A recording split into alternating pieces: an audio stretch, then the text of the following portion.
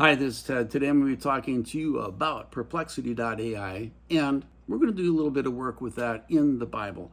The reason I'm using Perplexity is because it's one of the better AI programs, one of the better large language models that deal with research. And that's what I want to do, is get into some research. The reason they started, and they only started about 3 years ago, but the reason they started is because they saw they couldn't compete with ChatGPT, Claude, Gemini, and all these others. So they decided to do their own direction, focusing far more on research, but mostly with giving you the sources of where they're going. Now, other models since then are beginning to give you the sources, but this was kind of the first one. I believe it's the first one to ever do this. If you look at my screen right now, you're going to see, first of all, it says deep research. Okay, this is free, which is just pretty awesome.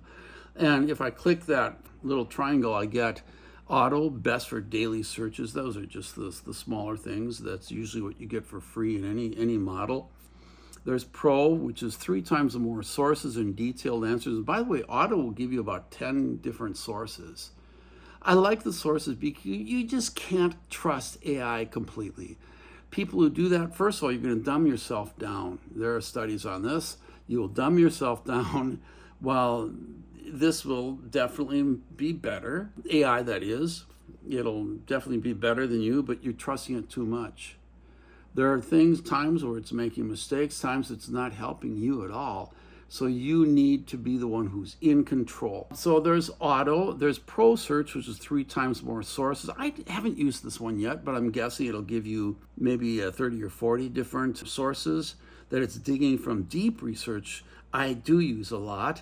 In-depth reports on complex topics, I use that a lot, and it has really good stuff that'll do.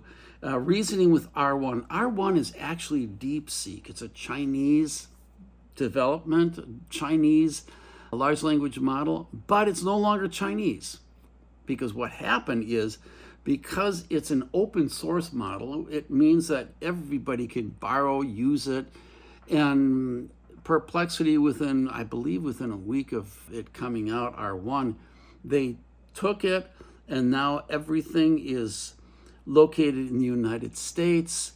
All the information, all the data, everything is Perplexity centered now, but it's the same program as DeepSeek, only better, because in China they keep certain things out that you can't get into, like Tiananmen, whatever this, like Tiananmen, that's it, Tiananmen Square.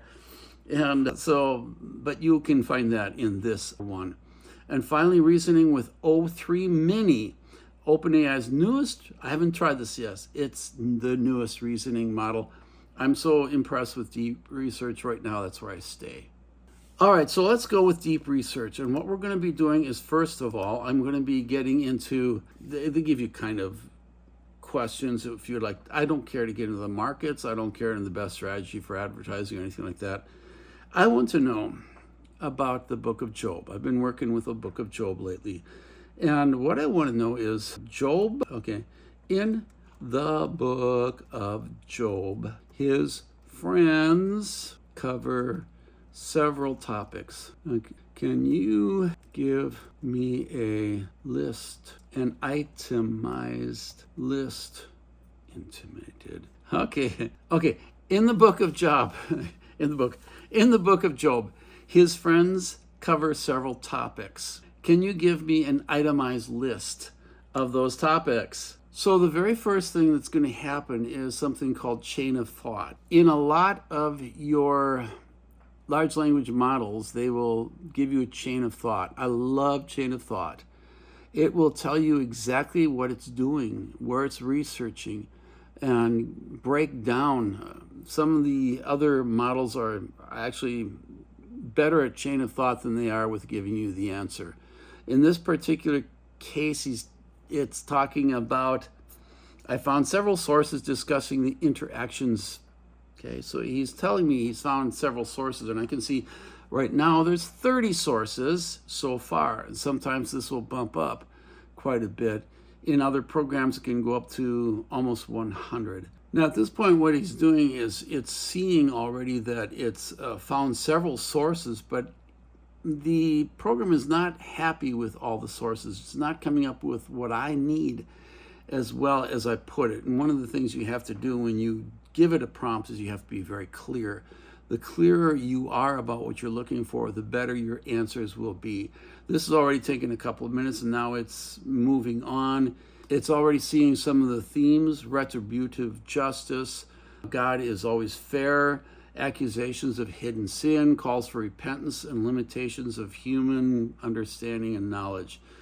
So already it's found what it's looking for, and it's getting very aggressive now because it wants to give me the answer, and it's going to be breaking down everything. It's giving me numbers here. If you see, Job's friends accuse him of doing evil. Now, all these numbers will refer me to sources. I want sources. Oftentimes I will be reading the sources and I will stick with the sources and not even bother much with the answer, because the sources can be far better, and you want the sources. That's one of the things you have to do when you're dealing with large language models. Dig in, find the sources.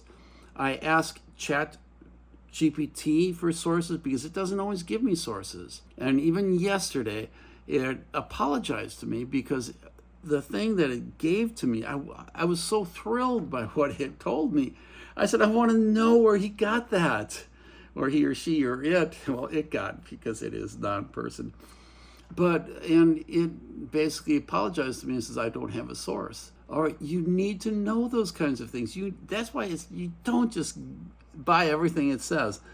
Anyway, I still say Perplexity is far better, even today, than most of your other deep searches. Nevertheless, it doesn't hurt to check out different ones. Topics addressed by Job's friends in the biblical book. Topics addressed by Job's friends in the biblical book of Job. All right, here's what we got. These friends initially approached Job with compassionate intentions, but ultimately delivered lengthy speeches containing theological perspectives that God himself would later condemn. All right, good summary. They spent 7 days doing the right thing, shutting up, saying nothing, just being there with him. That's what Job needed. He did not need theology. That was the wrong thing to do. And when you are before somebody who's suffering and hurting, sometimes your theology can be the worst thing for them. And that's the case with poor Job. All right, initial compassionate presence. Okay, well, I talked about that. The transition from comfort to confrontation. Now, due to time, because there's so much information here, and I don't want to be reading this all off you because you will be bored, and due to time, I'm going to ask Perplexity, can you summarize and just give me the bullet points? Now, once again, it's giving me a chain of thought. In Gemini, it will not do this. If it doesn't think I need a chain of thought, it'll just automatically summarize it for me. So there's other things I can do right here. It's creating. I'm not liking this. So what I'm going to do is I'm going to copy and paste into one of the other programs that I know that will summarize it for me. Oh, I take that back. It did summarize. So it's summarized, and it's breaking it down a little bit more as main themes, secondary concerns, and a conclusion. Okay. I'm not really happy with this even still because it seems to be a little wordy, and I don't think it needs to be this wordy. So I'm not looking for this.